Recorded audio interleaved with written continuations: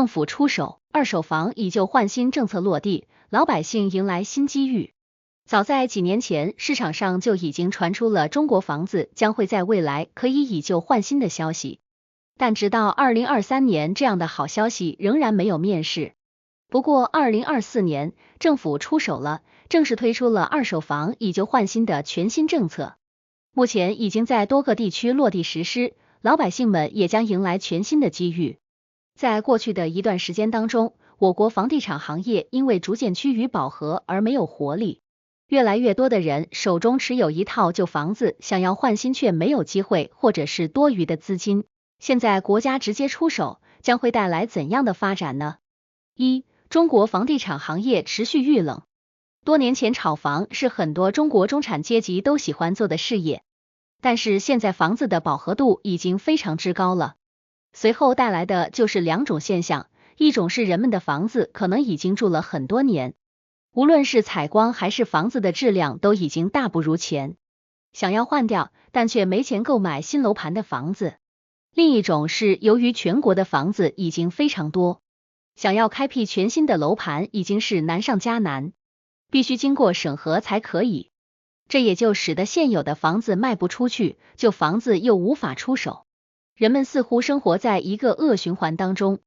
而那些曾经因为炒房而持有多套房产的人也发了愁。中国的房地产行业也在近1-2年之内持续遇冷。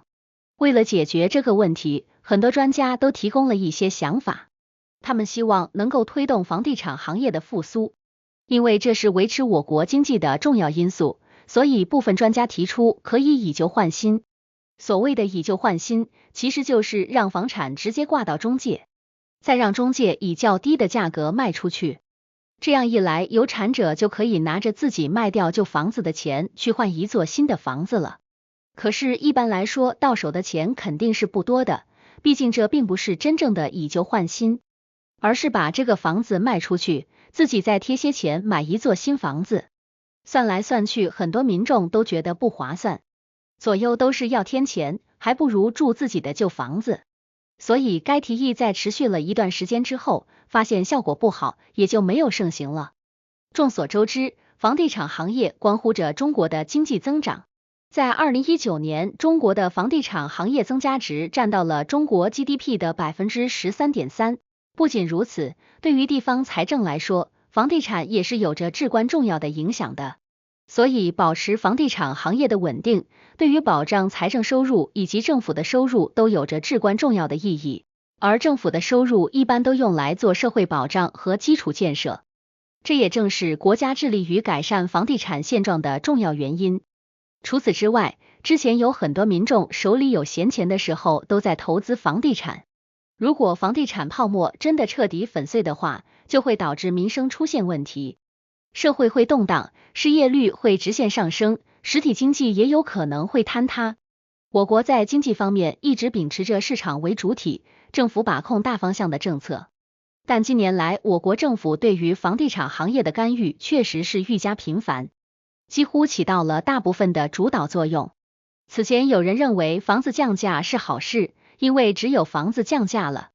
才能确保每一个买不起房的人都有房子能住，对社会稳定大有好处。但其实从政府不断的推出新政策来扶持房地产行业，就可以看出降价并不是好事，因为随之而来的是开发商不再买地，老百姓们的房产贬值，着急抛售，而买家则认为还有再降价的机会，所以便更不会入手。可见当下寻找出一条非单纯降低利率的方法来拯救房地产行业很有必要。二、以旧换新政策带来新机遇。其实早在前段时间就有人提出了降低房贷利率，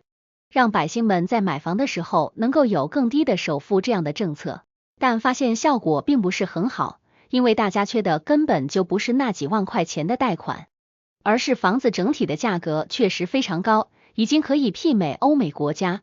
在这种情况之下，想要改变楼市的话，就只能推动全新的政策。近日，江苏海安市的商品房正式推出了以旧换新的政策，目前正在落地实施，已经有15位业主成功的实现用旧房子换新房子了。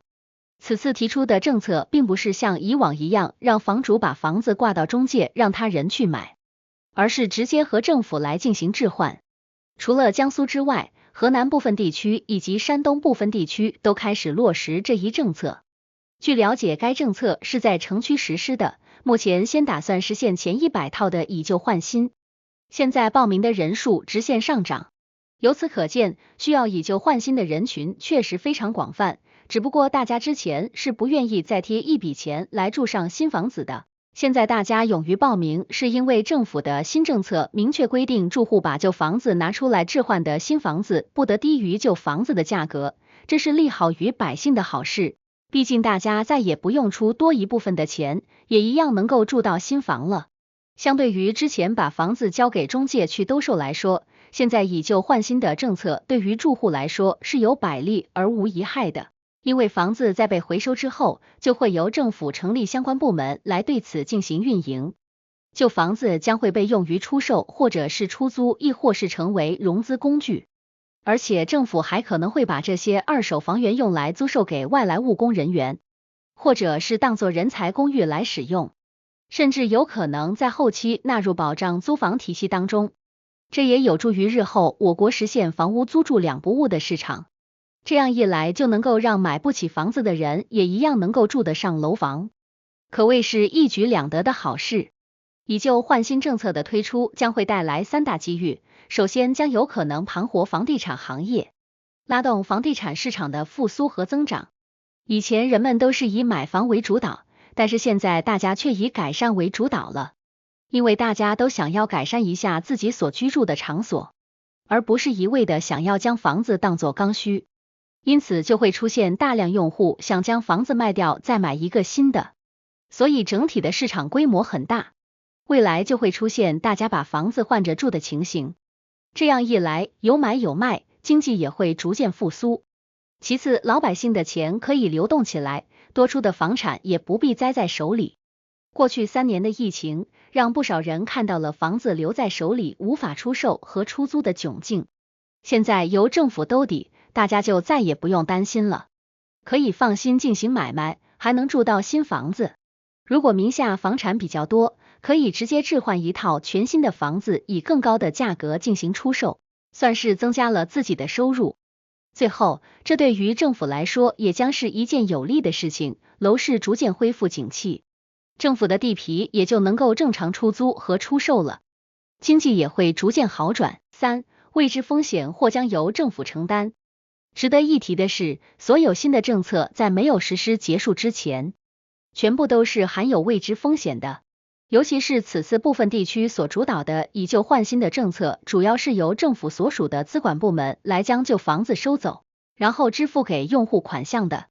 至于政府买到的二手房是否能够租出去或者是卖出去，以什么样的定价来卖，这都是未知的问题，还存在一定的不确定性，需要根据市场的反应才能够定义，所以最后的风险还是比较大的。不过相对于让老百姓承担这样的风险来说，政府是承受风险的直接对象。无论结果如何，都可以看出现在地方政府是非常有诚意的在拉动经济。毕竟政府面临着后续的出售与出租的不确定性。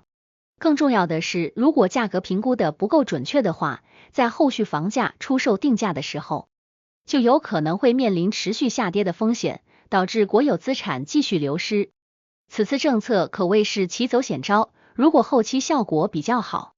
那么将会迎来一片大好的形势，是当前世界整体经济下滑时，中国拯救自身经济的一大成就，还可以被广泛应用到各个城市。但如果后期效果不好且情形比较失控，房子卖不出去，那么政府就有可能会倒赔。